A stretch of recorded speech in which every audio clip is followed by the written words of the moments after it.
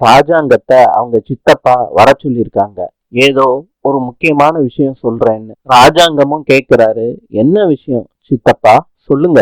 ராஜாங்கம், செல்லப்பாண்டி பஞ்சாயத்து கூப்பிட்டுருக்கான். சித்தப்பா, அந்த செல்லப்பாண்டிக்கும் சரி அவன் குடும்பத்துக்கும் சரி உறவு எப்பயோ அருந்து போச்சு. அதை ஒட்ட வைக்கவே முடியாது. நான் போயிட்டு வரேன் சித்தப்பா அப்படின்னு சொல்லிட்டு ராஜாங்கம் கிளம்புறாரு. செல்லப்பாண்டி அரசு மரத்து நிழல்ல சாட்டையால தன்னைத்தானே அடிச்சுக்கிட்டு இருக்காங்க. நிறைய பேரு கூடி நின்னு வேடிக்கை பாக்குறாங்க. தமிழ், வேண்டாம்ப்பா, அடிச்சுக்காதீங்கன்னு கால்ல விழுகிறாங்க.